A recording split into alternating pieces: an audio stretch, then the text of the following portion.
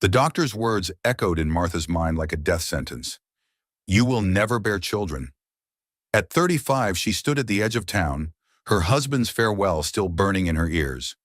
What use is a woman who can't give me sons? Little did she know, three small Pawnee children were about to call her the most beautiful words she'd never thought she'd hear. Mother. But wait, this isn't just another Wild West sob story. What you're about to witness is the transformation of a woman society deemed worthless into the most valuable treasure a family could have. Because sometimes, just sometimes, the greatest mothers are those who never give birth. Picture this: Nebraska Territory, 1871. The morning frost still clings to the prairie grass like shattered dreams. A woman stands at a riverbank, the dark water calling to her with promises of ending her pain. Her name is Martha Coleman, or it was until 3 hours ago when her husband of 12 years threw divorce papers in her face and rode off to marry a proven breeder. His actual words, as if women were cattle to be evaluated by their production value. The town has already turned its back on her. The boarding house won't take grass widows, their cruel term for abandoned wives. The church suggested she find more appropriate accommodations elsewhere. Even the general store where she kept books for 3 years suddenly doesn't need her services anymore. Because in 1871, a barren woman isn't just useless, she's a contagion, a walking reminder that sometimes God's plan doesn't align with man's expectations.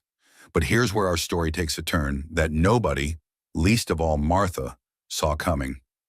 Because less than a mile away, a Pawnee warrior named Joseph Crow Feather sits with his head in his hands, surrounded by 3 orphan children who haven't stopped crying for 3 days. Their mother, his sister, lost to fever. Their father, a good man who bridged 2 worlds, taken by a hunting accident. And Joseph? He's a warrior who knows how to track deer, fight battles, and navigate by stars. But he doesn't know how to braid a little girl's hair, stop nightmares, or explain why mama isn't coming back. These 3 children, mixed blood, caught between 2 cultures that both reject them, are about to meet a woman that both cultures have rejected too. And in that meeting, in that moment of mutual brokenness, something magical is going to happen. You see, family isn't always made the way we expect. Sometimes it's forged from loss, shaped by choice, and sealed by a love that transcends blood. Sometimes the very thing that disqualifies you from one life perfectly qualifies you for another. And sometimes being told you're broken is just God's way of preparing you to help heal others. So settle in, dear listeners, for the next 30 minutes. Put aside what you think you know about motherhood, about worth, about the ways families can be formed. Because Martha Coleman's story isn't just about finding children who needed her. It's about discovering that being unable to create life doesn't mean you can't save it, nurture it, and transform it. And I promise you this: by the time this story ends, you'll never look at the word mother the same way again. 3 days before Benjamin Coleman would abandon his wife, Dr. Harrison Morrison arrived at their modest Nebraska homestead, carrying his black leather medical bag and an air of professional gravity that made Martha's stomach clench with dread. It was September 15th, 1871, a date that would forever divide Martha's life into before and after. The doctor was a thin man with wire-rimmed spectacles that caught the afternoon light streaming through the parlor window. His hands, when he set down his bag, were steady and clean, the nails trimmed precisely. Martha had always thought doctors' hands should inspire confidence, but these hands terrified her. They would confirm what 12 years of marriage had already whispered. Something was wrong with her. Mrs. Coleman, Dr. Morrison began, clearing his throat not once but 3 times, a nervous habit that betrayed the difficulty of his news. I've completed my examination, and I've consulted my medical texts extensively. I'm afraid the scarring I've detected, it's quite severe. Martha sat in her best chair, the one with the embroidered cushion her mother had made, her hands folded so tightly in her lap that her knuckles had gone white. Beside her, Benjamin stood rigid as a fence post, his breathing shallow and quick. She could smell the tobacco on him, mixed with the scent of lye soap she'd made just last week. Such ordinary smells for such an extraordinary moment. The fever you suffered at 13, the doctor continued, polishing his spectacles to avoid meeting her eyes. It appears to have caused significant damage to your internal organs. The scarring has rendered your womb. He paused, searching for delicate words in a situation that had none. Inhospitable to conception. I'm terribly sorry, Mrs. Coleman, but you will never bear children. The words fell into the silence of their small parlor, like stones into still water, sending ripples through everything Martha had believed about her future. The clock on the mantel, Benjamin's mother's clock, brought from Pennsylvania, ticked loud in the quiet, marking the seconds of Martha's transformation from wife to burden. Benjamin's chair scraped against the floor as he stood abruptly, the sound like fingernails on slate. His face had gone pale, then red, then something beyond color. A blank mask of disgust that Martha had never seen in 12 years of marriage, not even during their worst arguments about money or land, or his mother's constant criticisms. Never. Benjamin's voice was hollow. You're certain? I'm afraid so, Dr. Morrison said, finally meeting Martha's eyes with a look of pity that made her want to scream. The damage is extensive and permanent. No amount of prayer or patent medicines will change this condition. It's simply medical fact.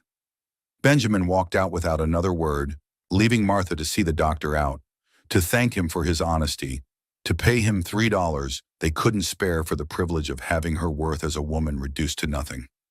The doctor patted her shoulder awkwardly at the door, his hand heavy and patronizing. There are other ways to have fulfillment in life, Mrs. Coleman, he said. Perhaps charity work or teaching Sunday school. Many barren women find purpose in serving others' children. But Martha knew, even as she nodded and smiled, that brittle smile women perfect when their world is ending, that in their small town, there was no role for a barren wife. She was a field that would never bloom, a well that had run dry, a promise that could never be kept. That night, Benjamin hadn't come to bed. She'd found him in the barn the next morning, his blanket spread over hay bales, an empty whiskey bottle beside him.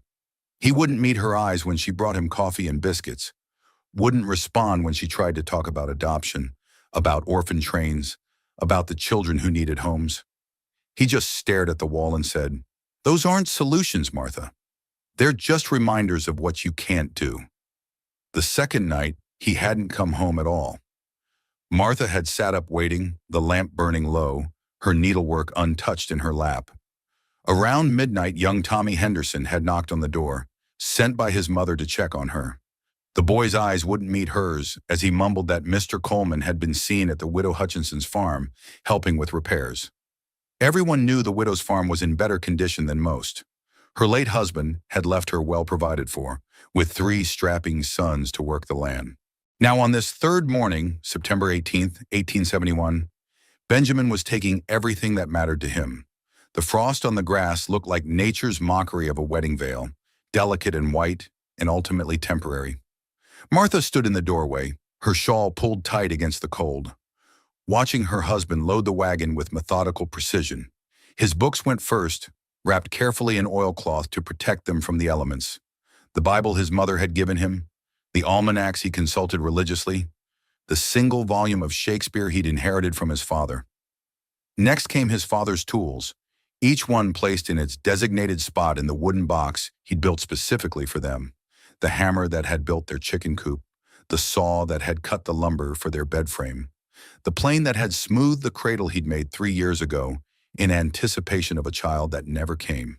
His mother's china was packed with special care, each piece wrapped in the good linens Martha had embroidered during their engagement. She watched him handle the teacups she'd drunk from every Sunday, the plates she'd served his favorite meals upon, the gravy boat she'd filled every Christmas and Easter.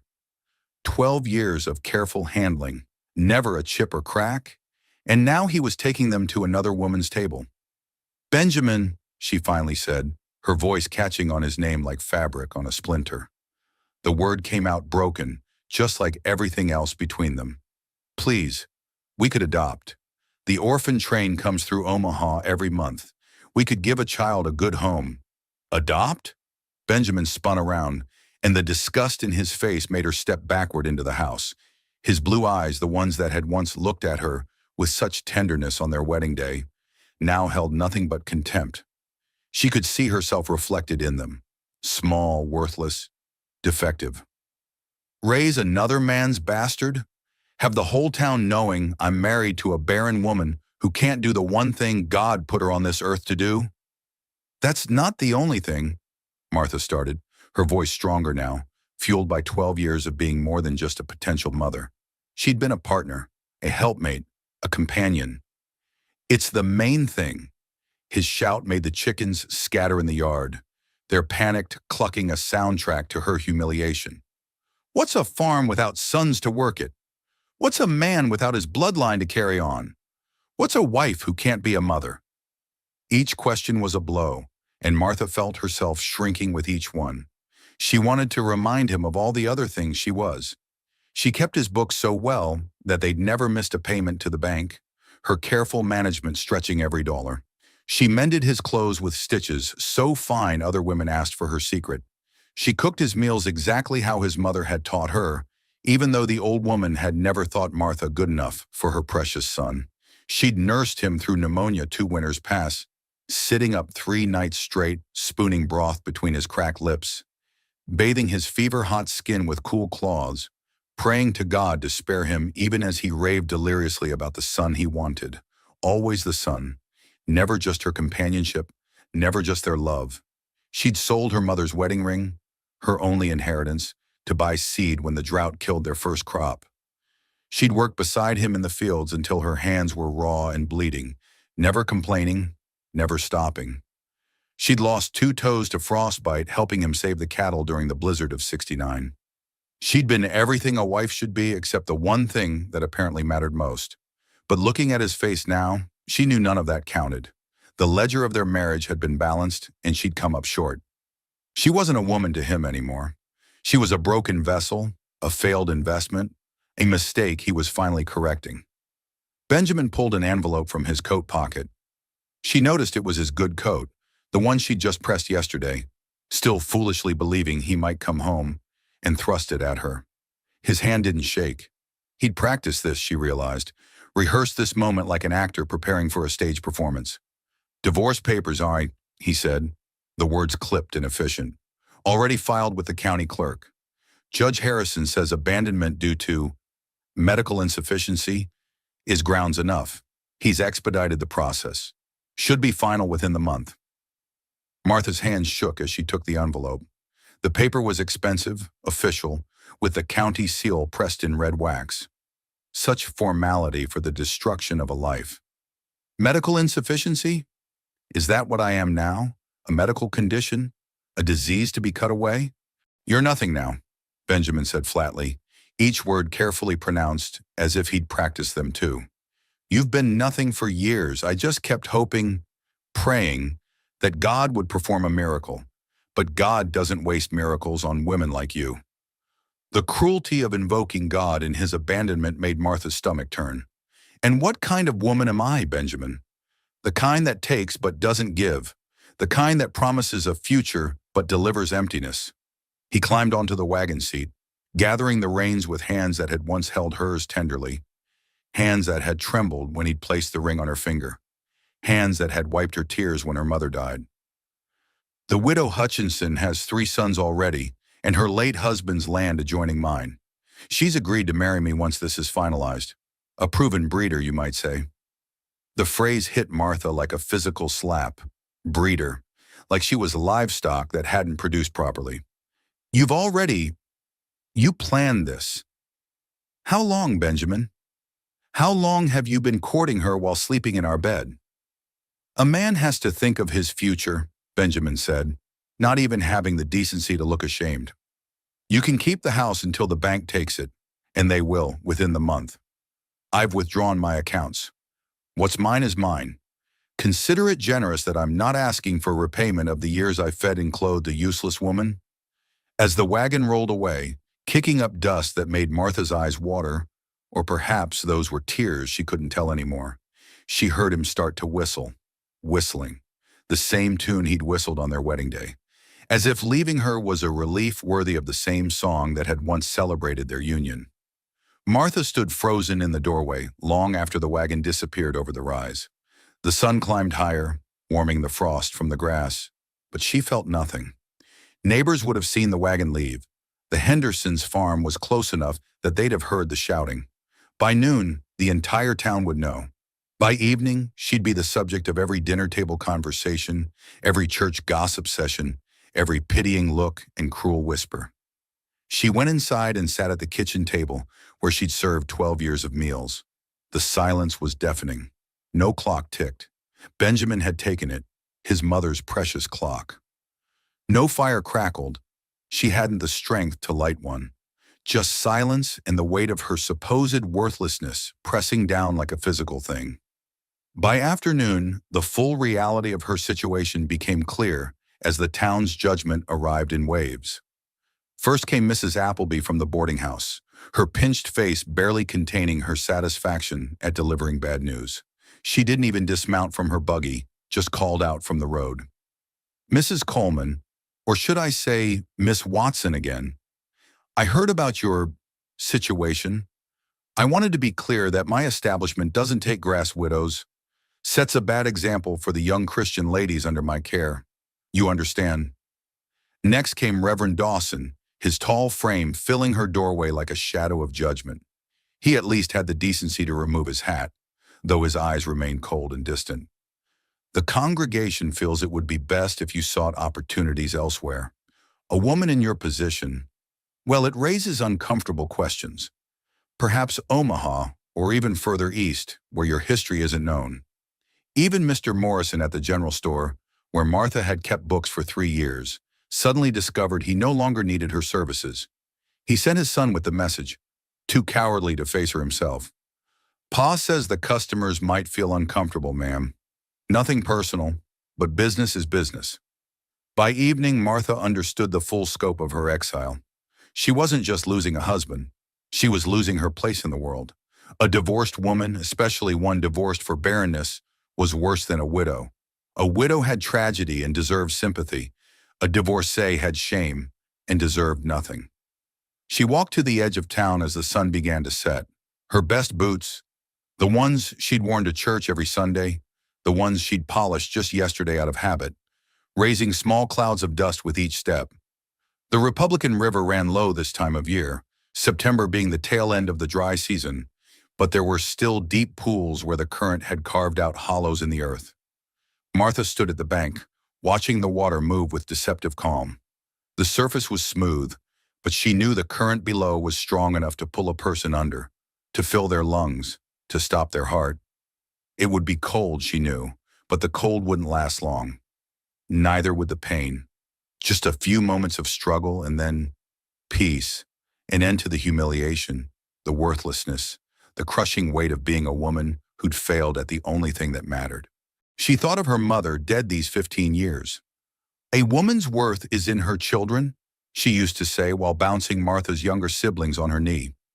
Martha had been the eldest of 7, had raised her brothers and sisters after their mother died in childbirth with the 8th. She knew how to soothe nightmares, how to cool fevers, how to make a meal stretch to fill empty bellies. She knew everything about being a mother except how to become one. The water looked peaceful, almost inviting. She took a step closer to the edge, her boots sinking slightly into the muddy bank. One more step, maybe 2, and she could let the current take her. Benjamin would probably be relieved. No need to wait for the divorce to be finalized. The town would shake their heads and say they'd seen it coming. Poor Barren Martha couldn't handle the shame. By next month, she'd be forgotten. Just another cautionary tale mothers told their daughters about the importance of fertility. Martha closed her eyes, ready to take that final step, when she heard it, a sound that cut through her despair like sunlight through storm clouds. A child crying, but not just any cry. This was the deep, keening wail of genuine distress, the kind that spoke of loss too great for a small heart to bear. And despite everything, despite her own pain and worthlessness, Martha's instincts responded. She turned away from the river toward the sound, not knowing that she was walking toward her destiny. The crying pulled Martha through the cottonwood trees like an invisible rope, each sob tightening around her heart and drawing her forward. The trees here grew thick along the riverbank, their leaves rustling with the evening breeze, creating shadows that danced in the dying light. She pushed through the undergrowth, her dress catching on branches, leaving small tears in the fabric she'd so carefully mended just days ago when she still believed she had a marriage worth maintaining. The scene that greeted her stopped her cold. A Pawnee warrior sat on a fallen log, his head buried in his hands, his broad shoulders shaking with what could only be tears. His war paint was smeared down his cheeks, creating dark rivers on his bronze skin.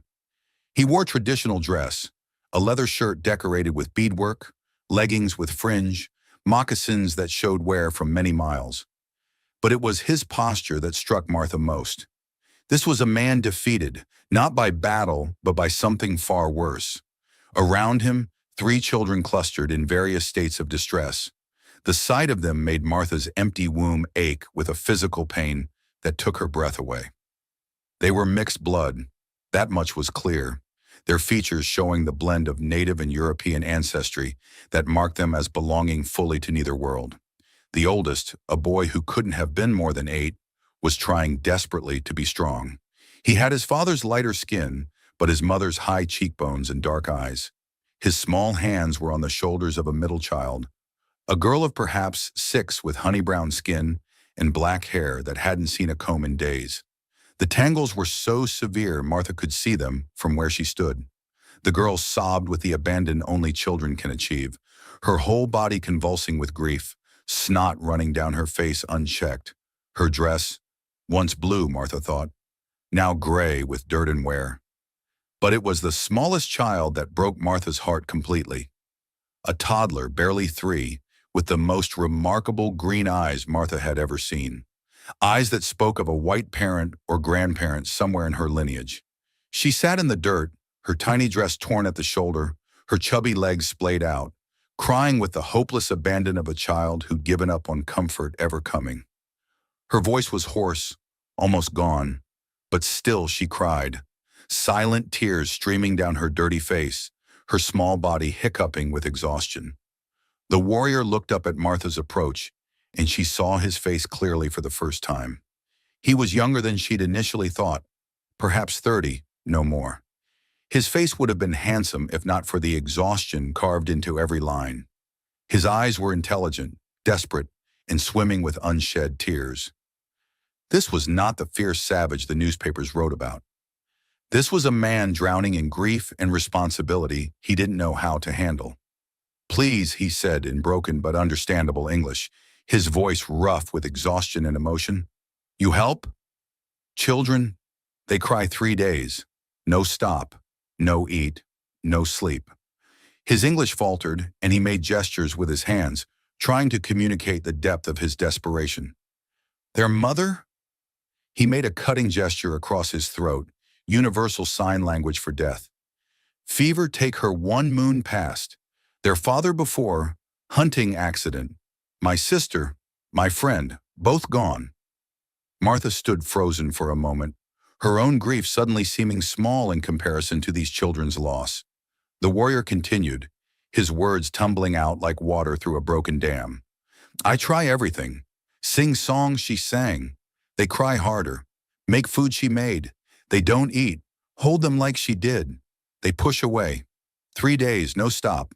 Little one," he gestured to the toddler, "she cry until voice gone, then cry silent tears. I am warrior. I know fighting. I know hunting. I know stars and tracking and weather. But this," he gestured helplessly at the children. "I don't know children crying, don't know hair braiding, don't know nightmare stopping." Without conscious thought, without hesitation, Martha moved. She walked past the warrior, past the older children, and knelt beside the smallest child. The little girl's green eyes widened slightly at this stranger's approach, her cries stuttering for just a moment.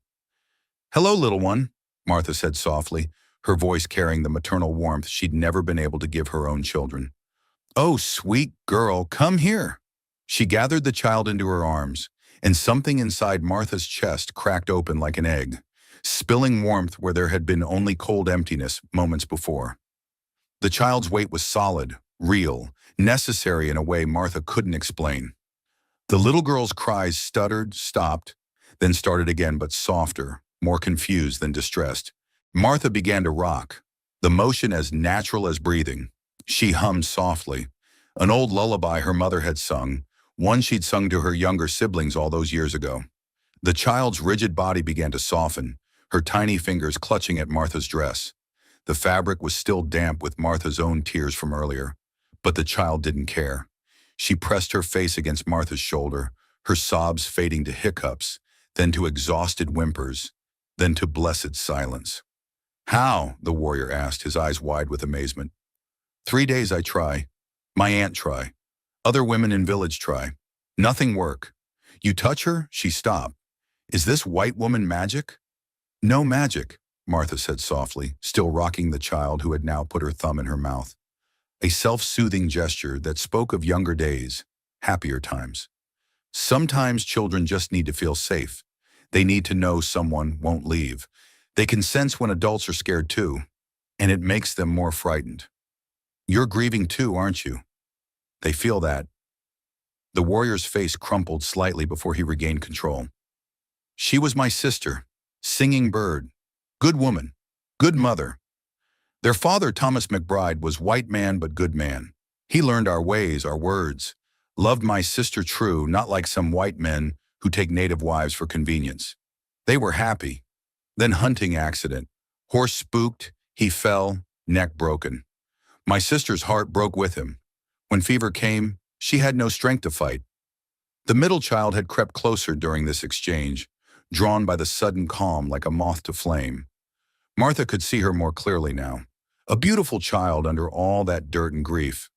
Her features were delicate, a perfect blend of her mixed heritage. She reached out one small, dirty finger and touched Martha's skirt. "Soft," the girl whispered, her voice hoarse from crying. It was the first word besides screaming Martha had heard from her. "Would you like to come closer?" Martha asked gently, shifting the toddler to one arm and opening the other invitingly. The girl hesitated, looking at the warrior for permission. "Is okay, Mary," he said softly. "Lady is kind." Mary, such an English name for a child caught between worlds, crept closer until she was leaning against Martha's side. Martha could feel the child trembling, whether from exhaustion or emotion she couldn't tell. Probably both. "What are all their names?" Martha asked, including the boy in her gentle gaze, though he maintained his distance, his pride and suspicion keeping him apart. The warrior pointed to each child in turn. "Boy is Samuel, 8 winters old. Very smart, very angry. Angry at God, at world, at me. Says I should have saved his parents. Maybe he right." The boy straightened at his name, trying to look brave, but Martha could see the tear tracks on his dusty face, the way his small shoulders shook with the effort of being strong. "Girl is Mary. We call her morning song in our tongue. 6 winters. She sing all time before. Morning songs, evening songs, sleeping songs, playing songs. Songs she make up about clouds and butterflies and way sunlight looks on water. Now," he shrugged helplessly, "only crying." "And this little one?" Martha asked, looking down at the toddler who had fallen into an exhausted sleep against her chest. "Elizabeth, 3 winters. We call her Green Eyes Smiling because—" He gestured at her remarkable eyes, now closed in sleep. "She got them from her father's mother, we think. French woman, very beautiful, they say. But she doesn't smile now. Not since her mother go to spirit world. She asks for Mama 100 times each day. I tell her Mama gone." She screamed louder. "I don't tell her. She keep asking until she cries herself sick." Martha felt the weight of the child in her arms, solid and real and alive in a way her phantom babies had never been. This wasn't a dream of motherhood. This was the reality of it. A sweaty, dirty, grieving child who needed comfort more than anything in the world. "My name is Martha," she said, realizing she hadn't introduced herself. "Martha Coleman." The name felt strange without the Mrs. in front of it, but she supposed she'd have to get used to that. "I am Joseph Crow Feather," the warrior said. He studied her for a long moment, taking in everything. Her good dress now torn and dusty, her wedding ring still on her finger, despite everything, the redness around her eyes that spoke of recent tears, the way she held the child like she'd been born to it. "You have children?" The question was a knife to her heart, but Martha shook her head. Number I cannot have children. My womb is... She struggled for words that wouldn't sound like self-pity. Broken. The doctor says barren. Joseph's eyes widened with surprise, then narrowed with something like understanding. His gaze traveled to her torn dress, her dust-covered boots, the way she'd been heading toward the river when the children's cries stopped her. "Your husband?" he asked carefully, the question gentle but direct. "Gone," Martha said simply, the word containing multitudes of pain. "Left this morning, because I cannot give him children. I am..." She struggled with the word, "divorced, or will be soon." Joseph made a sound of disgust and spit to the side, a gesture so sudden it startled Mary. "White men," he muttered, then caught himself. "Sorry, I should not speak so, but among my people, woman who cannot have children is not thrown away like broken pot. She is honored as aunt, as teacher, as keeper of stories. Some become medicine women, very powerful. Woman's worth is not just her womb." Martha felt tears threatening again, but for a different reason. Worth, value, purpose. Words that had been stripped from her that morning, offered back so simply by this stranger. Samuel had crept slightly closer during this exchange, close enough that Martha could see him clearly. He was a beautiful child, with intelligent eyes that missed nothing. But there was anger there too, the kind of anger that comes from loss too great for a child to process. "You're another white woman," he said suddenly, his voice accusatory. "Come to stare at the poor half-breed orphans? Come to take us to mission school, where they'll cut our hair and beat us for speaking Pawnee?" "Samuel!" Joseph scolded, but Martha held up her hand. "No," she said firmly, meeting the boy's angry gaze. "I'm a woman who was just told she's worthless because she can't have children. I'm a woman whose husband just threw her away like garbage. I'm a woman who was about to..." She paused, not wanting to burden the child with her own darkness. "Who had nowhere to go and no one who wanted her. I heard you crying, and I came. That's all." Something in her honesty seemed to reach the boy. His shoulders relaxed slightly, though his expression remained wary. Joseph watched this exchange with growing interest. Then suddenly he reached into a pouch at his side and pulled out a small leather bag that clinked with coins. "I need help," he said, the words tumbling out desperately. "I take children because family is dead, all dead from fever, or fighting with white settlers who want our land. No one else to take them. But I am scout for army, must ride, must work, must be gone for days sometimes, cannot take children on patrol, cannot leave them alone. They need..." He struggled for words. "They need mother, need woman who knows children's hearts, who knows gentle ways." He pushed the bag toward Martha. "I have gold, from scouting, from trading. Good money.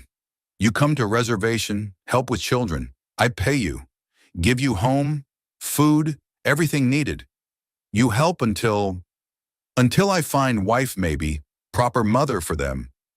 Martha looked at the gold, then at the children. Mary was pressed against her side, seeking comfort. Elizabeth was dead weight in her arms, sleeping the deep sleep of emotional exhaustion. Samuel stood apart but watching, his eyes holding a mixture of hope and suspicion. "I don't want your gold," Martha heard herself say. Joseph's face fell, his shoulders slumping. Then you won't. But I'll come." The hope that bloomed in his eyes was almost painful to see. "You will? True?" "These children need someone," Martha said, looking down at Elizabeth's peaceful face, feeling Mary's trembling against her side, seeing Samuel's desperate need for stability despite his anger. "And I need them too. I need to be needed. I need..." She paused, searching for words. "I need to matter to someone." Joseph stood quickly, his relief palpable. "You matter. Already you matter. Look, Elizabeth sleeps. First time in 3 days she sleeps without crying herself sick. Mary is quiet, leaning on you like she used to lean on her mother. Even Samuel, stubborn Samuel, he listens to you." It was true, Martha realized. In the space of minutes, she'd done what this strong warrior couldn't do in 3 days. Not through any special skill, but simply by being what she was, a woman with a mother's heart, even if her womb would never quicken with life. How far to the reservation? She asked, practical matters suddenly important. 3 days' ride. I have horses, gentle mare for you and children, my horse for me. Have supplies, blankets, food. We leave now if you ready, or morning if you need time. Martha thought of her empty house, already no longer hers. Her few possessions. What did they matter? The town that had rejected her? Why would she want to say goodbye? Benjamin was probably already at the widow Hutchinson's, planning their future on the bones of Martha's failure. I need to get a few things from my house, she said. Clothes, my mother's Bible, some personal items. An hour, no more. Joseph nodded. I wait here. Children need rest anyway. He paused, then added softly, Thank you, Martha Coleman. You save us. All of us. As Martha stood, carefully transferring the sleeping Elizabeth to Joseph's awkward but gentle arms, she felt something shift inside her. This morning she'd been Martha Coleman, barren wife, worthless woman, burdened to be discarded.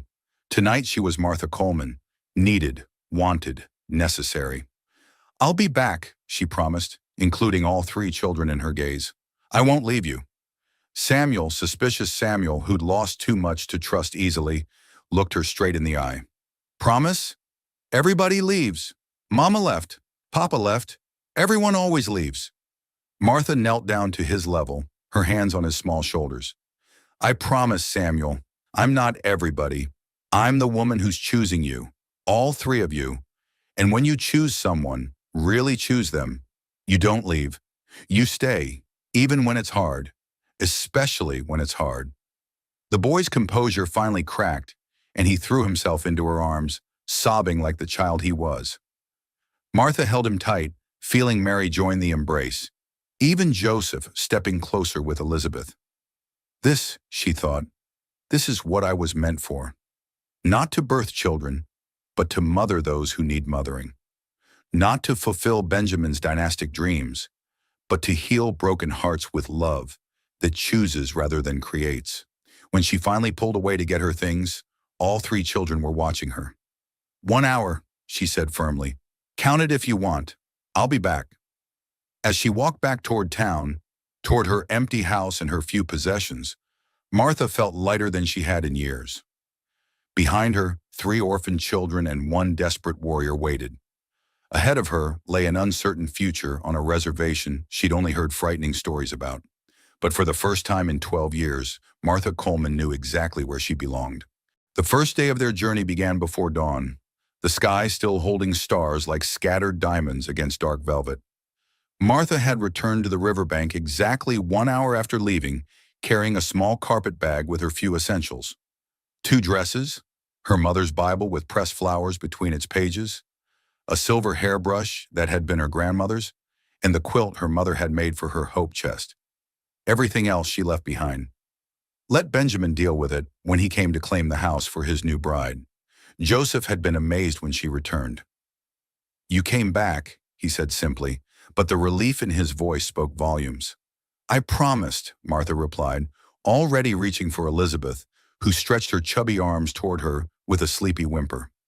When I make a promise, especially to children, I keep it. The horses Joseph had brought were perfect choices. His own painted stallion, a magnificent creature that danced sideways when excited, but responded to his slightest touch, and a gentle bay mare with kind eyes and a steady temperament. The mare, Joseph explained, had been his sister's horse, trained to carry children safely. She knows the way home, he said softly, patting the mare's neck. Singing Bird rode her everywhere, even when heavy with Elizabeth. Good horse, gentle horse. Name is Buttercup. Mary named her when she was 3. Mary's face lit up at the mention of the name, the first smile Martha had seen from her. Mama let me pick, because she's brown like butter, and she likes to eat the yellow flowers. They mounted carefully, Martha holding Elizabeth in front of her while Mary sat behind, arms wrapped tightly around Martha's waist. Samuel rode with Joseph, maintaining his dignity as the eldest, though Martha noticed how he gripped the warrior's shirt when the horses first began to move. The prairie stretched before them, endless and golden in the early morning light. The grass was tall enough to brush the horses' bellies, making a soft swishing sound as they passed. Meadowlarks called from hidden perches, and the air smelled of sage and earth and possibility. For the first few hours, they rode in relative silence. Elizabeth dozed against Martha's chest, thumb in her mouth, occasionally stirring to mumble, "Mama," before settling again. Each time she did, Martha's heart cracked a little more open, making room for this child who had already decided Martha was hers. Mary hummed softly behind her, not quite singing, but testing her voice after 3 days of crying. The melody was haunting, minor key, definitely Pawnee in origin. When Martha asked about it, Mary explained, "It's the morning blessing song. Mama sang it every day when the sun came up. She said it thanked the Creator for another day, for family, for life continuing." "Will you teach it to me?" Martha asked. Mary was quiet for a moment, then began to sing softly, her voice gaining strength as she went. The words were in Pawnee, but she translated, "Great Spirit, we thank you for the light. We thank you for the breath in our bodies. We thank you for the family you have given us, blood and chosen. We thank you for the path before us, even when we cannot see where it leads." Martha felt tears prick her eyes. Chosen family. Even their prayers understood that family wasn't always about blood. Around midday, they stopped by a small creek to water the horses and eat. Joseph had packed simple food, dried meat, hard biscuits, some withered apples that the children fell upon eagerly. Martha noticed how thin they all were, how Samuel tried to make sure his sisters ate before taking his own portion. "When did you last eat a proper meal?" she asked Joseph quietly while the children splashed water on their faces. "Before Singing Bird got sick," he admitted. 2 weeks maybe? "I can hunt, but cooking—" He shrugged helplessly. "I burn everything. Children won't eat burned food, won't eat much of anything, really. Grief fills their bellies instead of food." Martha made a mental note to start cooking properly as soon as they reached the reservation. Children needed routine, needed the comfort of regular meals, needed the security of knowing food would come. It was after they'd remounted, the sun high and hot overhead, that they encountered the wagon train.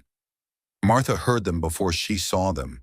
The creak of wheels, the snap of whips, the rough voices of men pushing oxen harder than necessary. Joseph's entire demeanor changed, his body tensing, his hand moving instinctively to the rifle secured to his saddle. "Stay close," he said quietly. "White settlers don't always—" He paused, searching for diplomatic words. "They don't always understand our ways." The wagon train came into view, 5 families by Martha's count, heading west toward Colorado or California, chasing dreams of gold or land or simply a new start.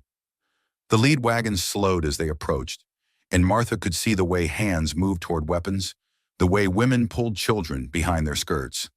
The wagon master, a burly man with a beard like a bear's pelt, held up his hand to stop them. His eyes traveled over their small group, Joseph in his traditional dress, the mixed-blood children, and Martha.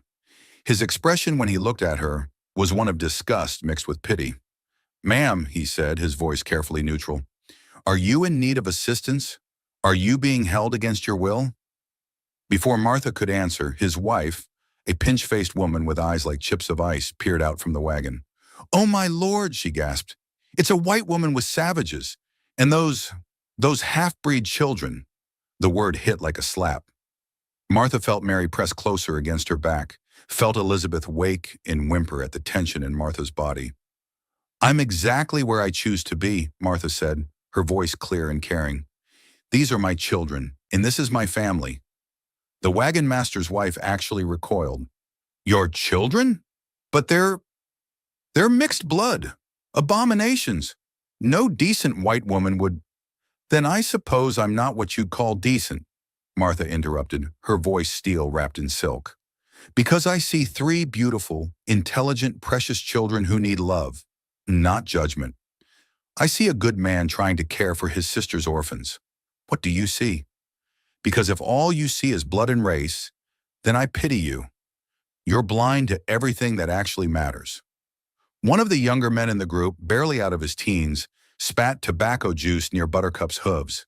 The mare, gentle as she was, shied slightly, causing Mary to cry out in fear. "Half-breeds and Indian lovers," the young man sneered. Whole frontiers going to hell when white women take up with savages. Joseph's hand was on his knife before Martha could blink, but she reached out, touching his arm gently. Don't, she said quietly. They're not worth it. Then louder, addressing the entire wagon train. These children speak 2 languages fluently. This boy, she indicated Samuel, can track any animal, predict weather by the clouds, and do mathematics that would challenge any of your children. This girl, she squeezed Mary's hand, knows the medicinal properties of every plant on this prairie and can sing in harmonies you've never dreamed of. And this baby, she kissed Elizabeth's head, has more courage in her tiny finger than all of you combined. If that's what you call savage, then I choose savage over civilized any day. The wagon master seemed to want to diffuse the situation. Ma'am, if you're choosing this path, that's your business. But you should know, once you go native, there's no coming back. No decent society will have you. Martha laughed, actually laughed, surprising everyone, including herself. Sir, decent society abandoned me 3 days ago because my womb is barren. My husband threw me away because I couldn't give him sons. The church told me to leave town.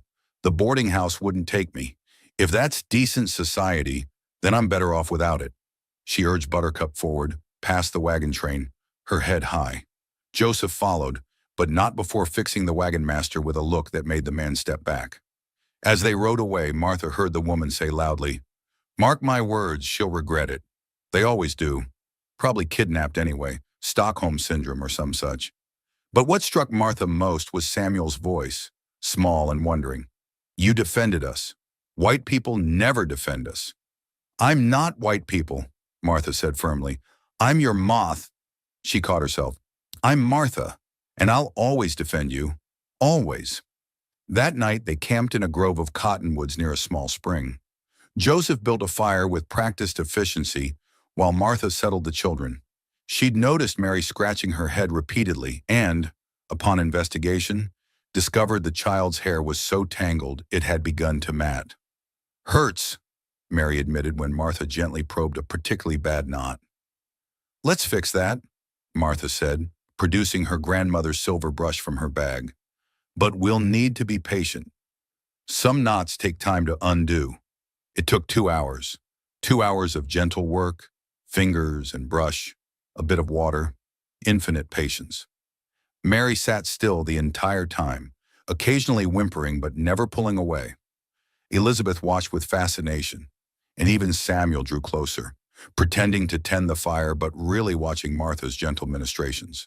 "Mama used to brush it every night," Mary said softly. 100 strokes. She said it made it shine like raven's wings. "Then we'll do 100 strokes," Martha promised. "Every night, just like your mama did." When she finished, Mary's hair fell in a smooth black waterfall down her back. The girl touched it wonderingly, then turned and threw her arms around Martha's neck. "Thank you," she whispered, and Martha felt the words in her chest like a physical thing. Joseph watched all this from across the fire, his expression unreadable in the flickering light. After the children had eaten, Martha had managed to make a palatable stew from the dried meat and some roots Mary identified as edible, and were settling for sleep, he spoke. Their mother, Singing Bird, she was like you, gentle but strong, patient but fierce when needed. Children see it. They know real from false. "Tell me about her," Martha said, wrapping her shawl tighter as the night grew cold. "And their father. The children need their stories kept alive." Joseph's face softened.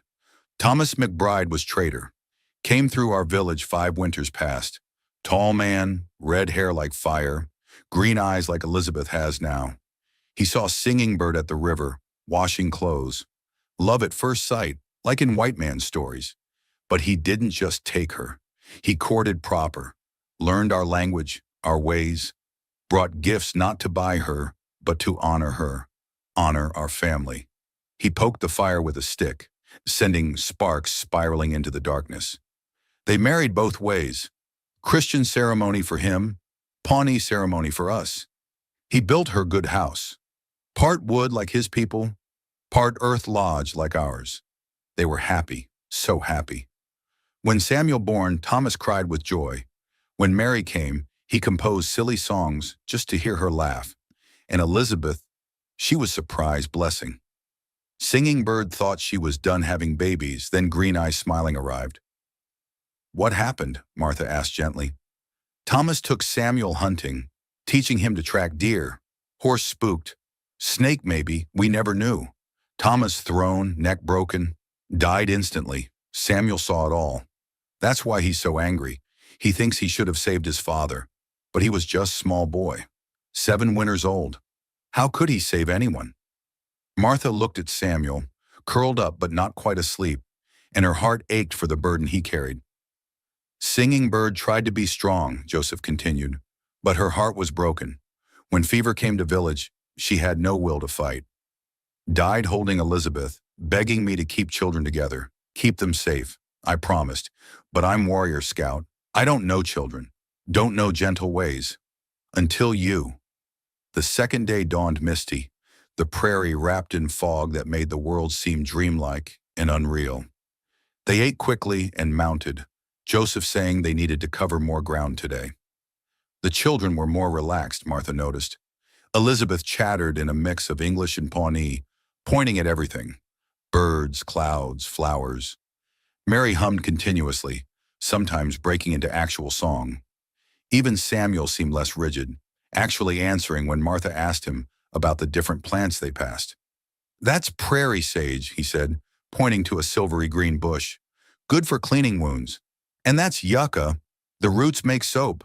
Mama taught me." "You know so much," Martha praised and saw the boy's chest puff slightly with pride. It was mid-afternoon when Elizabeth said the words that stopped Martha's heart. "Mama," the little girl said clearly, patting Martha's face. "My mama." Martha's eyes filled with tears. She looked at Joseph, who had turned at the child's words. "I'm not—" Martha started, but Joseph shook his head. "You are who she says you are," he said simply. "Children know. They always know." The third day brought them to the edge of the reservation as the sun began its descent toward the horizon. Martha could see the lodges in the distance. Smoke rising from cooking fires, children playing, women working, men tending horses. It looked nothing like the savage encampment she'd been taught to fear. It looked like a community. It looked like home. But as they drew closer, Martha felt her nerves rising. These people had no reason to accept her. She was white, barren, divorced, everything that should make her unwelcome. Joseph seemed to sense her fear. "My people will see what I see. Woman who chose children who needed her. Woman who defended them against her own kind. Woman who brings their laughter back." As if to prove his point, Mary began to sing. Not the mournful songs of the past days, but something bright and cheerful. Samuel sat straighter, actually waving at some boys he recognized, and Elizabeth bounced in Martha's arms, calling out, "Home! Home!" in Pawnee. As they rode into the village, people emerged to stare. Martha held her head high, meeting their gazes steadily. She had chosen this path, these children, this life. Whatever came next, she would face it. Because for the first time in her life, Martha Coleman knew she was exactly where she belonged. The Pawnee Reservation was nothing like the savage encampment Martha had been taught to fear in the carefully sanitized newspaper accounts back east. As Buttercup carried her and the children into the heart of the village, Martha saw a thriving community. Earth lodges built with architectural precision, their domed shapes rising from the ground like natural hills, smoke holes at the top releasing the comforting smell of cooking fires. Gardens stretched between the lodges, corn stalks reaching toward the sky, squash vines spreading their broad leaves, beans climbing wooden poles in neat rows. Children ran alongside their horses, calling out greetings to Samuel and Mary in rapid Pawnee. Dogs barked, not threateningly, but with the excitement of a community noting arrivals. Women looked up from their work, some tanning hides, others grinding corn, a group sitting together working on what looked like an enormous quilt decorated with intricate beadwork. But it was the way they looked at Martha that made her nervous. Not with hostility exactly, but with intense curiosity mixed with skepticism. A white woman, clearly not a captive, riding with Joseph Crow Feather and 3 mixed-blood orphans. It must have been a sight worth stopping work for. Joseph's lodge sat on the eastern edge of the settlement, and Martha could tell immediately it was a bachelor's dwelling. The earth lodge itself was sound, well constructed with thick walls that would stay cool in summer and warm in winter, but there were no decorations, no woman's touches, no signs of domestic life beyond basic survival. A few horses grazed nearby, and she could see his attempts at organization. Weapons hung neatly, riding gear properly stored, but it lacked the warmth of a home. The children tumbled off the horses with practiced ease, Samuel immediately running to check something he'd hidden behind the lodge, Mary dragging Martha by the hand to show her inside, Elizabeth refusing to be put down, clinging to Martha like a small, determined barnacle. The interior was larger than Martha had expected. The central fire pit was cold, ashes gray and old. Sleeping areas were arranged around the edges. She could see where Joseph had tried to make spaces for the children, their few possessions carefully arranged but somehow looking lost in the emptiness. Mary's corn-husk doll sat on a folded blanket, lonely. Samuel's arrowheads were displayed on a piece of leather, but dust had already started to gather. Elizabeth's bright feather was tucked into a crevice in the wall, barely visible. "Home," Mary said, but her voice was uncertain, like she was trying to convince herself. Before Martha could respond, she heard voices outside. Many voices, speaking in rapid Pawnee. Joseph's voice rose above them, explaining something, and then the door flap was pushed aside and a woman entered, who could only be someone of importance. She was tall for a Pawnee woman, perhaps 50 winters old, with gray streaking through her still thick black hair. Her dress was beautifully made, decorated with beadwork that must have taken months to complete, geometric patterns that seemed to tell a story Martha couldn't read. Her face was weathered but handsome, with high cheekbones and intelligent eyes that missed nothing. This was White Dove, Joseph's aunt, the woman he'd mentioned would need to approve of Martha. White Dove walked around Martha slowly, examining her like a horse trader evaluating potential stock. She reached out without warning and felt Martha's arms through her dress, checking for muscle. She looked at Martha's hands, turning them over to see the calluses from years of farm work. She even leaned in and smelled Martha's hair, which made Martha freeze in surprise and a little indignation. "You're the one who can't have children?" White Dove said bluntly in accented but clear English, clearly seeing no need for social niceties. Martha flinched but lifted her chin. "Yes." White Dove continued her examination, lifting Martha's skirt slightly to look at her boots, worn but sturdy. She peered into Martha's eyes, looking for something Martha couldn't guess at. The children watched all this with held breath, even Elizabeth staying silent. Finally, White Dove stepped back and pronounced, "Good." Martha blinked. "Good. These little ones," White Dove gestured at the children, "they don't need woman trying to replace their mother. Cannot be done. Singing bird was singing bird. But they need woman who will love them as they are, not as echoes of children never born. Woman who cannot have children sometimes loves deeper those who need mother. No confusion, no comparison, just love for children who exist, not dreams of children who don't." It was perhaps the most acceptance Martha had felt in her entire life, delivered as bluntly as a hammer strike, but just as effective. White Dove turned to Joseph and rattled off something in Pawnee that made him duck his head like a scolded boy. Then she turned back to Martha. "Lodge is disaster. Man alone with children, nothing good comes. I send women to help. You learn our ways, we learn yours. Children need both worlds now. Cannot live in just one." Over the next hours, the lodge transformed. White Dove had apparently commanded half the village women to help, and they descended like a benevolent avalanche. They brought fresh rushes for the floor, soft buffalo robes for sleeping, cooking pots and utensils, dried herbs hanging in bunches, decorated parfleche for storage. They showed Martha how to bank the fire properly, how to adjust the smoke hole for the best ventilation, where to store food to keep it cool and safe from mice. But more than things, they brought acceptance. Many of them had known Singing Bird, and they shared stories with the children while they worked.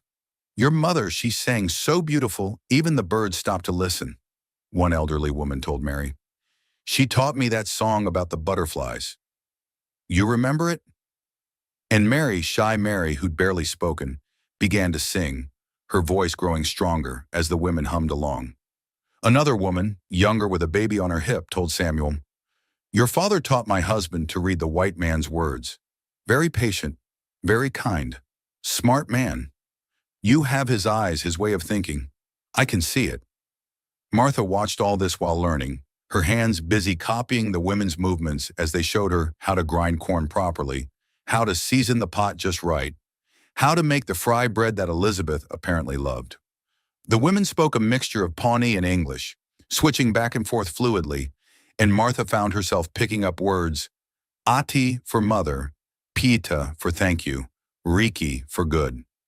As the sun began to set, painting the sky in shades of orange and pink that reminded Martha of prairie roses, the women gradually departed, each touching Martha's shoulder or hand as they left, a acceptance she hadn't expected. White Dove was the last to leave. "Tomorrow you come to my lodge," she commanded. "Learn proper cooking. These children too thin. Joseph probably been feeding them like horses, grass and water." She fixed Joseph with a stern look. Warriors. Think they know everything. Know nothing about children's hearts. After she left, Joseph looked sheepishly at Martha. "She is strong woman. Raised me after my parents died. She speaks truth, even when truth is uncomfortable." "I like her," Martha said, surprising herself by meaning it. That first evening in their newly organized lodge felt like the first real home Martha had experienced in years. She made a proper meal with the supplies the women had brought, a stew rich with buffalo meat, wild onions, prairie turnips, seasoned with sage and salt. The children ate like they'd been starving, which Martha supposed they had been, emotionally if not physically. "Mama's stew tasted different," Mary said carefully, as if afraid of hurting Martha's feelings. "But this is good too. Different good. Your mama's stew will always be special," Martha said gently. "I'm not trying to cook like her. I'm cooking like me. But for you, that's what families do. They bring their own flavors and make something new." Samuel looked up from his third bowl. "My father used to say that. He said our family was like stew, Irish from him, Pawnee from Mama, and we were the good parts of both mixed together." After dinner, Martha kept her promise to Mary about the 100 brush strokes. Elizabeth sat in Martha's lap playing with the silver brush handle, while Samuel pretended to be fixing his arrowheads but really listened as Martha told them stories from her childhood. Safer stories, happy ones, about raising her younger siblings, about the pranks they played, the adventures they had. "You were a mother already," Samuel observed, "just to your brothers and sisters." "I suppose I was," Martha agreed, "but it's different when they're your siblings. You're still a child yourself, playing at being grown. With you three?" She paused, choosing her words carefully. "With you, I'm choosing to be here. That makes it real in a different way." Later, after the children were asleep, Elizabeth curled against Martha's side, Mary's hand holding Martha's sleeve even in sleep. Samuel nearby, but maintaining his boyish independence. Joseph sat across the fire from her. They developed this evening ritual, these quiet moments when the children slept and they could talk as adults. "They're changing," Joseph said quietly. 3 days with you, and they're becoming themselves again." "How?" Martha considered the question. "Children need structure. They need to know what comes next. When their world falls apart, they need someone to make it solid again, even if it's different than before. They need permission to grieve, but also permission to be happy again. Your sister is gone, and that's devastating. But you're here, I'm here, and life continues. Children understand that better than adults sometimes." Joseph was quiet for a long moment, staring into the fire. "White Dove says I should take wife. Says children need real mother, not—" He gestured vaguely. "Arrangement." Martha's chest tightened. Of course. She was temporary, a stopgap until Joseph found a proper Pawnee wife. "She's probably right," Martha managed to say.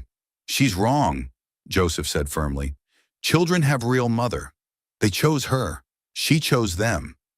That's more real than anything ceremony could make." Martha looked up, meeting his eyes across the fire. In the flickering light, she could see something in his expression she hadn't expected. Not just gratitude, but something warmer, deeper. "Joseph, I know you're still grieving your marriage," he said quickly. "I know you didn't come here for anything but the children. I respect that, but I want you to know you have place here, not just as helper, as family, however you want that to look." Before Martha could respond, Elizabeth stirred, whimpering in her sleep. Martha automatically began to rub her back, humming softly, and the child settled. When she looked up again, Joseph was smiling. "See? Real mother." The days fell into a rhythm faster than Martha had expected. She woke before dawn, starting the fire and beginning breakfast. Joseph would often already be gone. His work as an army scout meant irregular hours and sometimes days away. But Martha found she didn't mind. The children filled every moment. She discovered that Samuel was brilliant, truly remarkably intelligent. He could track animals with uncanny skill, predict weather changes by the behavior of insects, calculate complex math problems in his head. But he was also angry, carrying guilt about his father's death that no amount of logic could ease. "I should have grabbed the reins," he told Martha one day as she taught him to read from her mother's Bible. He could read English, but wanted to improve. "I should have controlled the horse." "You were 7, Martha said gently. "A child. Your father wouldn't want you carrying this guilt." "How do you know?" Samuel challenged. "Because he loved you. And when you love someone, you don't want them suffering for something that wasn't their fault. Your father would want you to live, to learn, to become the man he was raising you to be." Mary was easier in some ways, harder in others. Her emotions ran close to the surface. Joy, sorrow, fear, delight, all in quick succession. She sang constantly now, her voice growing stronger each day. The other children in the village began following her, drawn to her music like flowers to sun. But at night the nightmares came. Mary would wake screaming for her mother, and no amount of soothing seemed to help. Martha would hold her, rock her, sing to her, until finally exhaustion won and the child slept again. One night Joseph returned from a short patrol to find Martha walking the floor with Mary, both of them exhausted. "Let me," he offered, reaching for his niece. But Mary clung tighter to Martha. "No! Want Mama Martha?" The name stopped them both. Mama Martha, not replacing Singing Bird, but something new, something that honored both what was lost and what was found. Elizabeth, meanwhile, had simply decided Martha was her mother. Full stop. No qualifications, no hesitations.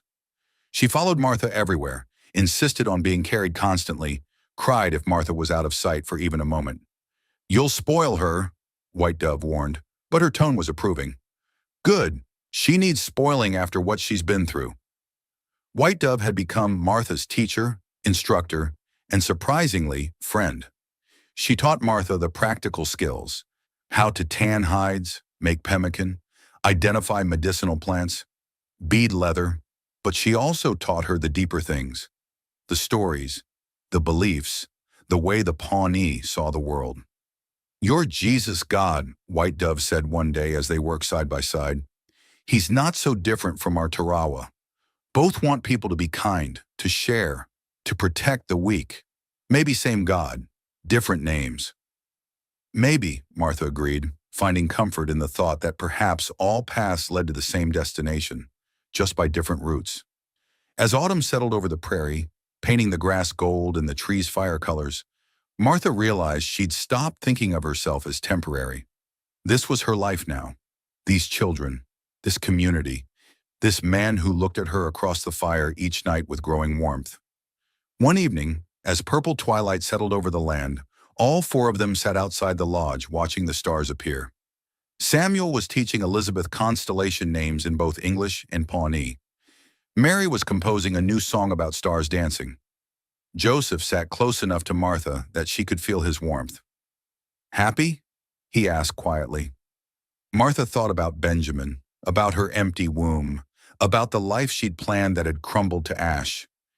Then she looked at these children who called her mother, this community that had accepted her, this man who saw her worth when everyone else saw only her lack. "Yes," she said simply, "happier than I've ever been." And she meant it. 2 months into their new life, on a crisp November morning, when frost painted the prairie grass silver, The past arrived like a storm cloud on a clear day. Martha was working in the garden she'd expanded with White Dove's help, teaching Elizabeth the difference between the late squash that could withstand frost and the beans that had already withered. The little girl was helping by carefully moving dirt from one pile to another with intense concentration, occasionally bringing Martha particularly interesting rocks or bugs she discovered. "Look, Mama!" Elizabeth exclaimed, holding up a beetle that gleamed green gold in the morning sun. "Pretty bug."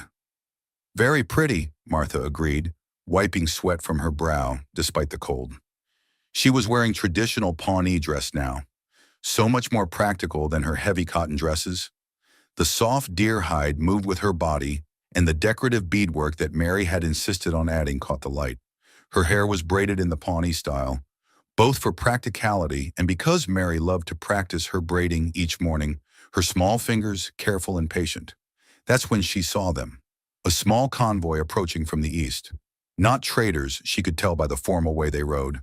Not military either. As they grew closer, her blood turned to ice. She recognized the lead wagon, and worse, the man driving it, Benjamin. But he hadn't come alone. Beside him on the wagon seat sat the widow Hutchinson, her face pinched with disapproval beneath her proper bonnet. Behind them rode Judge Harrison, the same man who'd expedited their divorce, and two other men Martha recognized as church elders from town. Mr. Davies and Mr. Crawford, both stern men who'd served on the town's moral committee. They'd come to judge her, to witness her fall, to confirm their suspicions about what happened to women who failed at their God-given purpose. Benjamin climbed down from the wagon slowly, his movements deliberate, theatrical. His eyes traveled over the scene before him, taking in every detail. Martha in native dress, dirt under her fingernails from gardening, her skin tan from working outdoors. The mixed-blood child at her feet, playing contentedly. The earth lodge behind them with its heathen decorations. Prayer feathers hanging from the entrance. A painted buffalo skull White Dove had gifted them for protection. Other Pawnee women working nearby, some watching the newcomers with suspicion. His face went through several expressions: surprise, disgust, and finally a sort of vindicated satisfaction.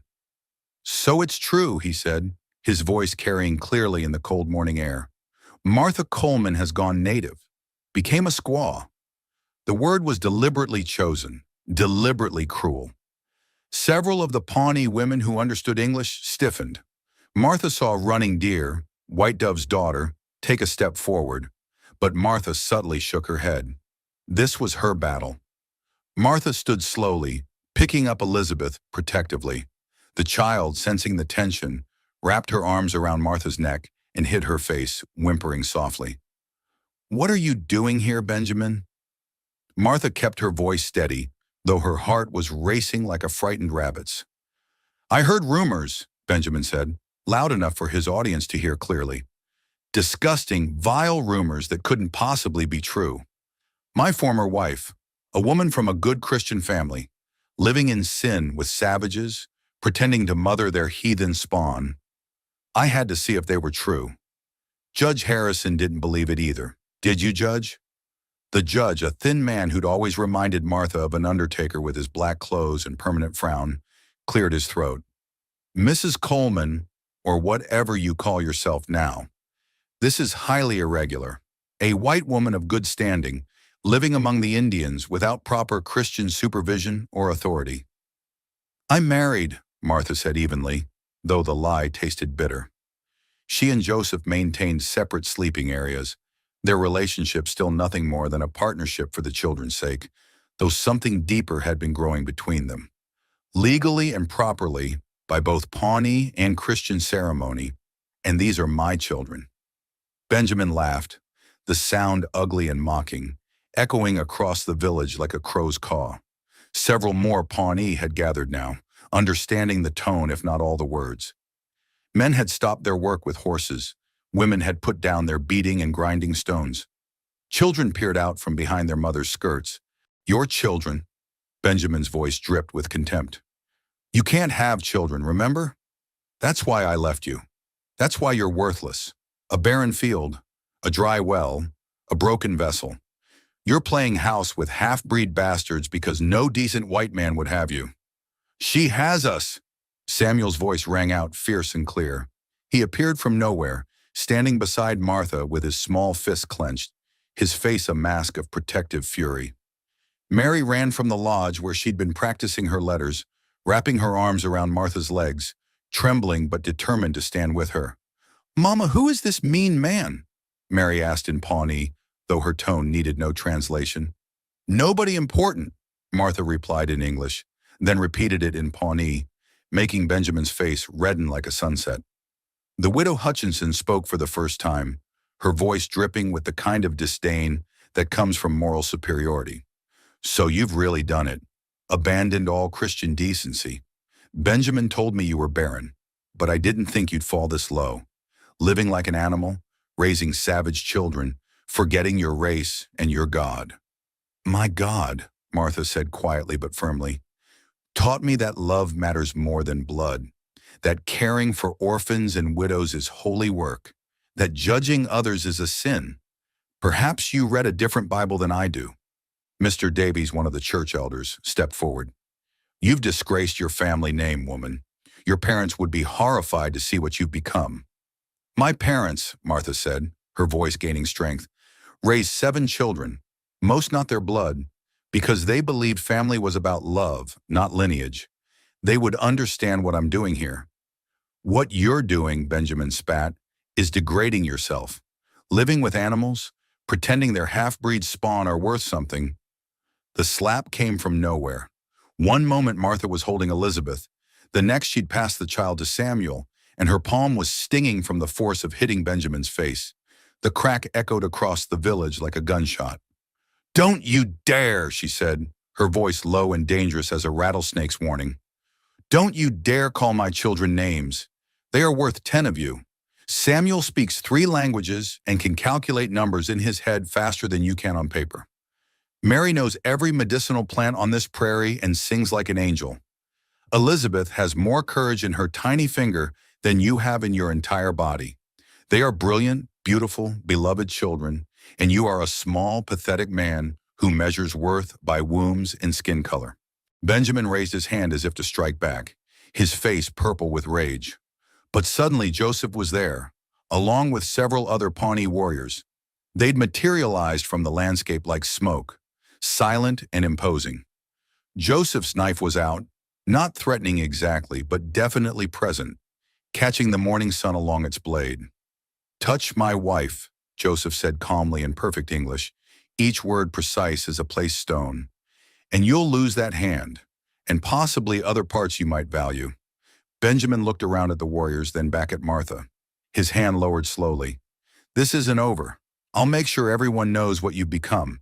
Every town, every trading post, every church from here to Chicago. You'll never be welcome in civilized society again." "Good," Martha said, her chin high, her voice clear. "I found something better than your civilized society. I found a real family, a real community, real love. Your society abandoned me the moment I couldn't produce sons. These people," she gestured to the gathered Pawnee, "took me in when I had nothing to offer but love for 3 orphan children." Judge Harrison cleared his throat, trying to regain control of the situation. "Mrs. Cole, Miss Watson, surely you must see that this is inappropriate. You're a white woman. These children need Christian upbringing, proper education." "They're getting both," Martha interrupted. "I teach them to read from the Bible every morning. They say Christian prayers and Pawnee prayers. They learn English and Pawnee and some French from Joseph. They know their numbers, their letters, their history, both histories. They're getting an education that makes them citizens of 2 worlds, not prisoners of one." The widow Hutchinson made a disgusted sound. "You're destroying their chance at a proper life. Those children should be in an orphan asylum or mission school where they can learn to be civilized." "Where they can learn to be ashamed," Martha corrected. "Where they'll be beaten for speaking their mother's language, punished for remembering their father's stories. Where they'll be taught they're worthless because they're mixed blood. Number never. These children will grow up knowing they're loved, valued, treasured for exactly who they are." Benjamin gathered himself for one more attack. You know what your problem always was, Martha? You thought you were worth something beyond your purpose. A woman's purpose is to give her husband children. You failed. You're nothing. Joseph stepped forward, and when he spoke, his voice carried the authority of a man who'd seen real worth and real worthlessness in his life. This woman saved 3 children from grief that was killing them. She makes them laugh, teaches them, loves them. She turned my empty lodge into a home. She learned our language, our ways, not because she had to, but because she wanted the children to honor their mother's memory. She is worth more than all of you combined.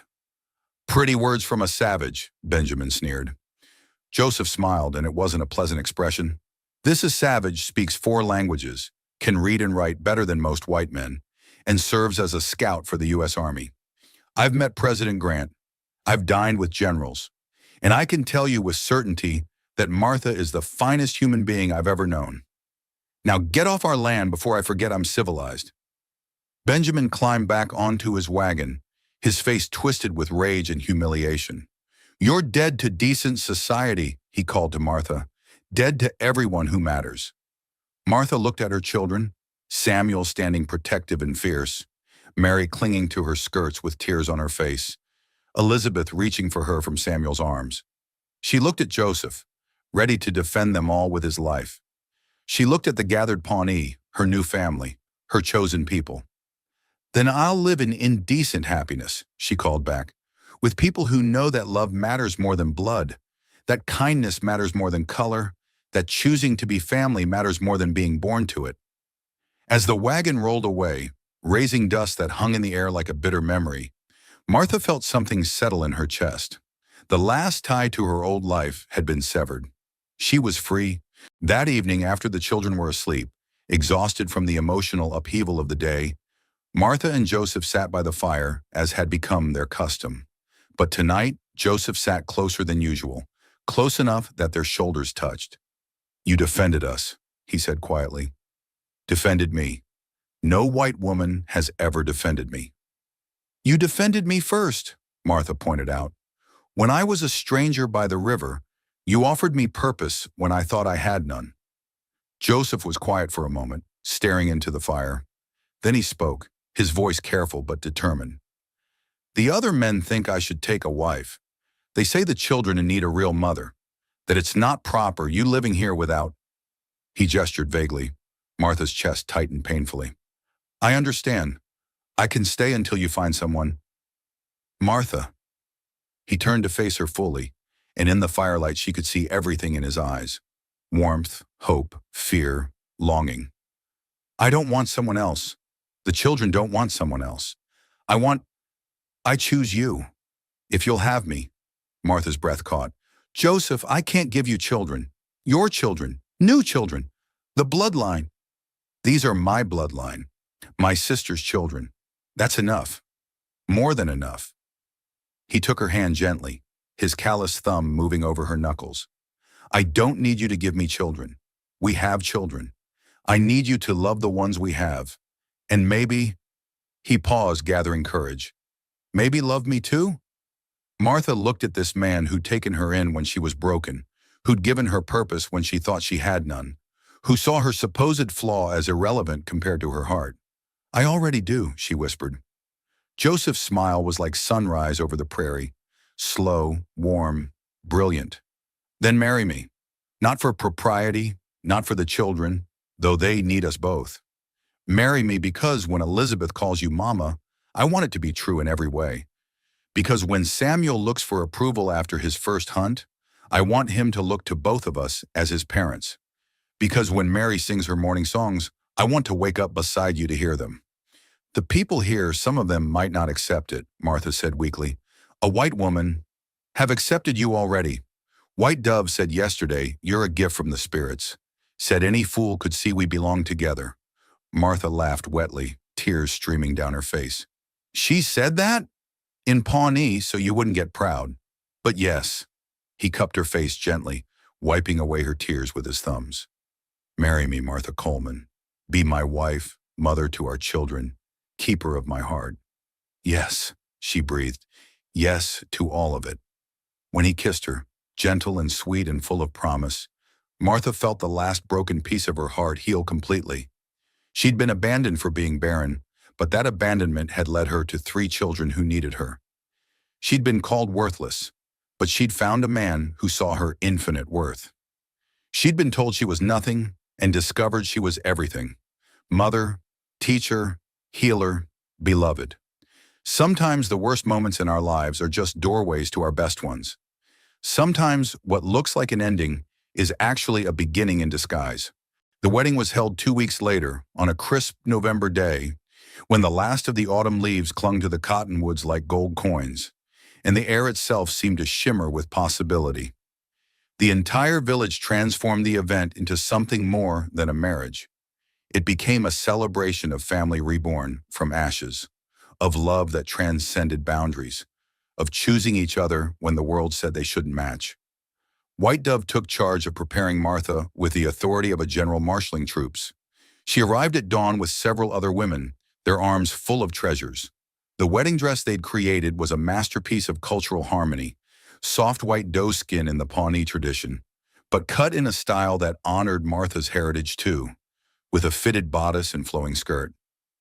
The beadwork told their story in abstract patterns: blue beads for the tears by the river, yellow for the sunrise of new hope, red for the love that grew from tragedy, and green for Elizabeth's eyes that first brought them together. "Stop shaking," White Dove commanded as she arranged eagle feathers in Martha's hair, a high honor that required approval from the tribal council. "You already mother to these children, already wife in heart. Today just makes official what spirits already blessed." Mary insisted Martha wear Singing Bird's necklace, the turquoise and silver catching the morning light. "Mama would want you to have it," she said solemnly. "She came to me in a dream and said so. She said thank you for loving us when she couldn't anymore." Samuel, trying to be stoic but clearly emotional, presented Martha with a gift he'd made himself, a small wooden carving of a family, 5 figures holding hands. "So you remember we chose each other," he said, his voice cracking slightly.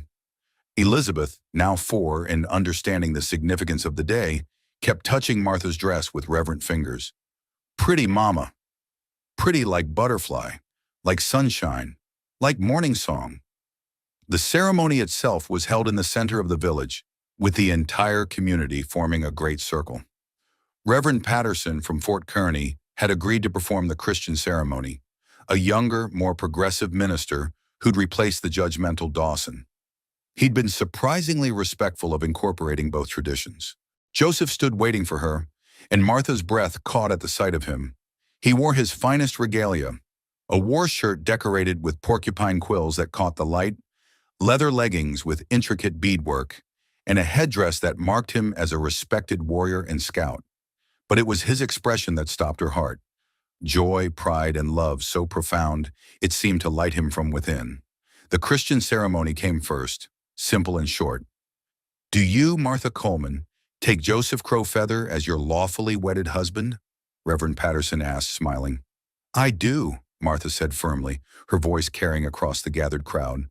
"With my whole heart, with my whole soul, for all my days." "And do you, Joseph Crowfeather, take Martha Coleman as your lawfully wedded wife?" "I do," Joseph replied, his English perfect and clear. "She is already written on my heart. Today I write her into my life forever." But it was the Pawnee ceremony that made Martha cry.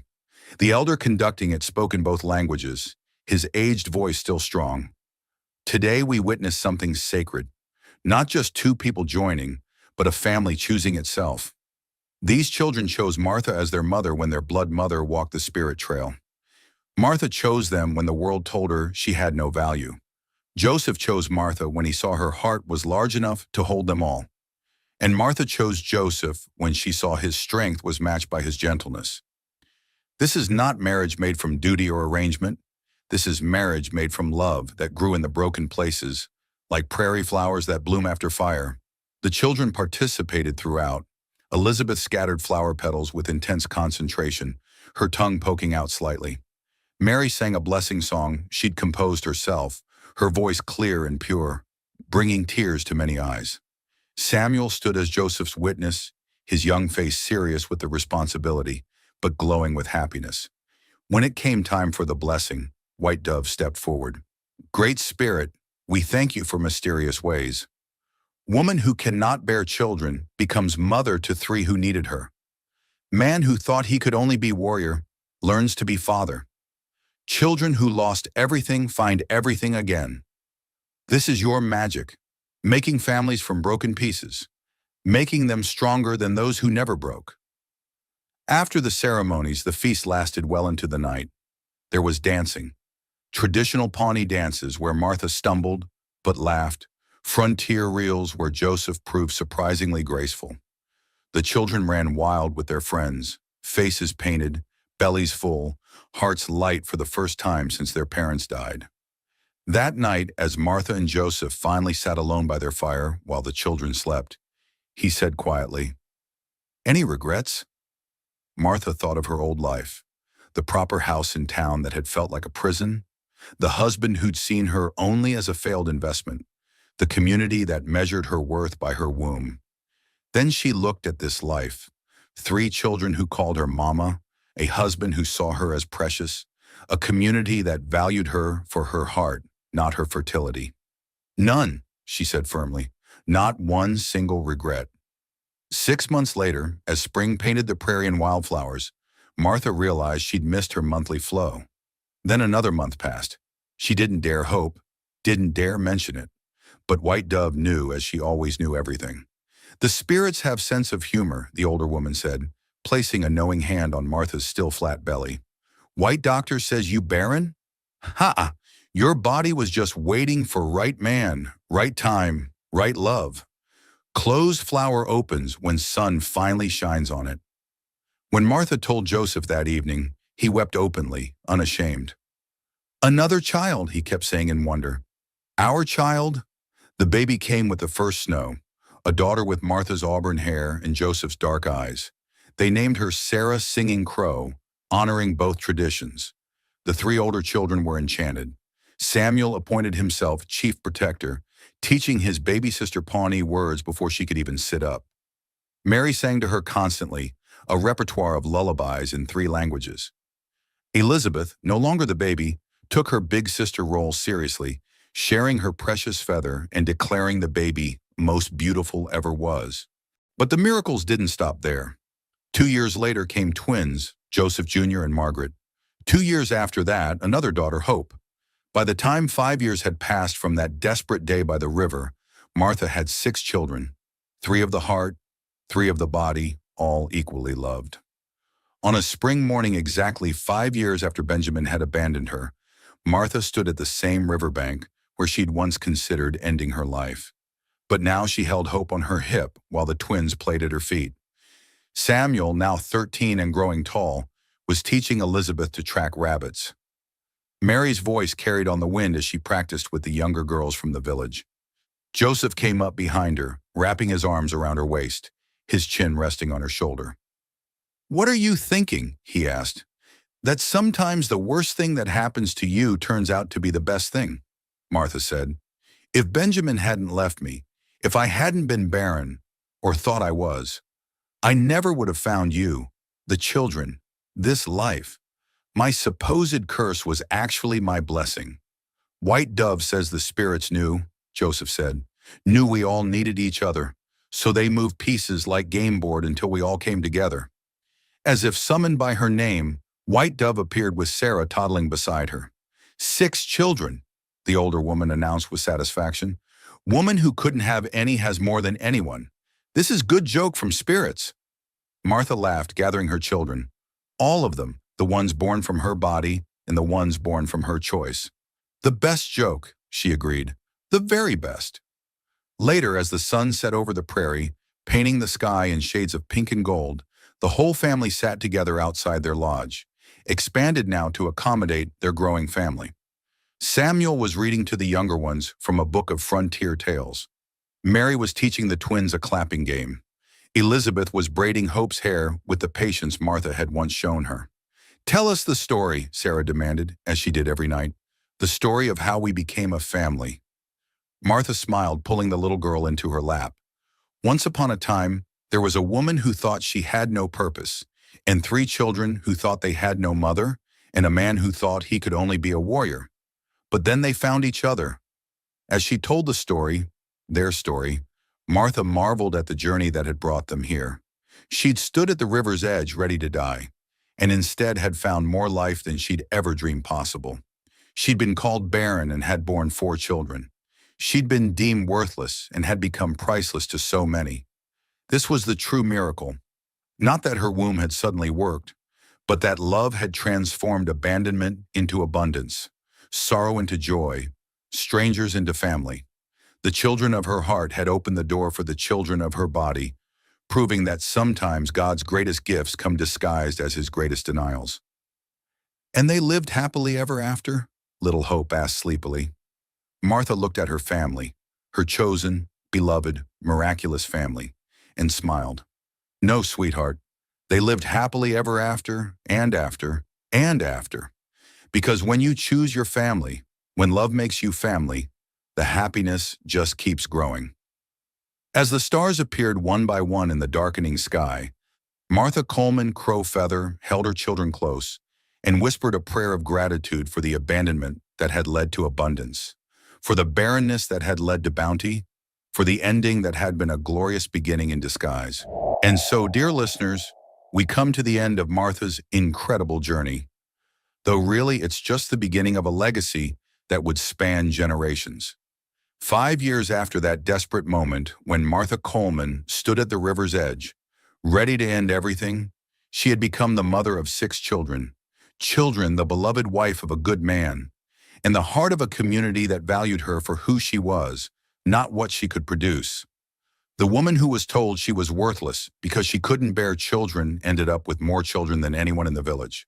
The woman who was abandoned for being broken became the one who healed others. The woman who thought she had no purpose found it in the tear-stained faces of 3 orphans who just needed someone to choose them. But here's what I want you to remember from this story. Really remember, deep in your bones where truth lives. Martha didn't become worthy when she finally had biological children.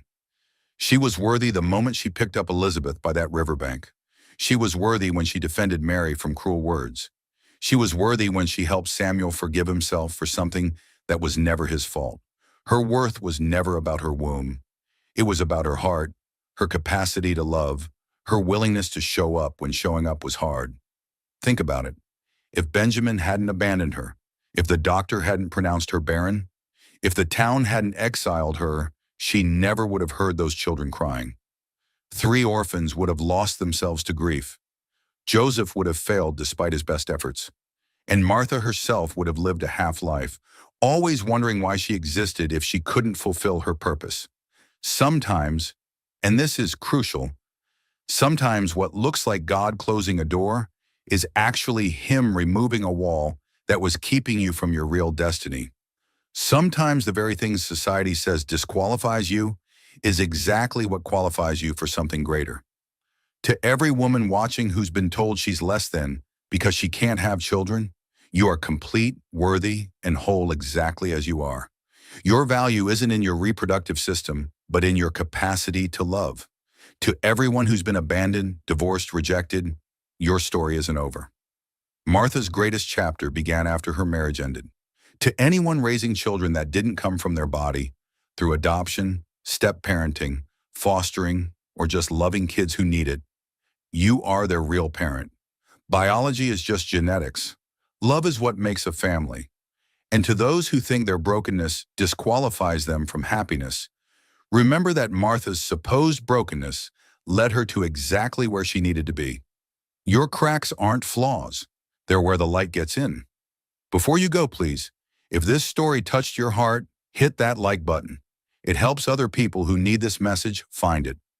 Subscribe to our channel and ring that notification bell, because every week we share stories that remind you that your ending hasn't been written yet, that your worst moment might be the doorway to your best life. And please share in the comments. Have you ever had a curse that turned out to be a blessing? Have you found family in unexpected places? Have you discovered that what seemed like an ending was actually a beginning?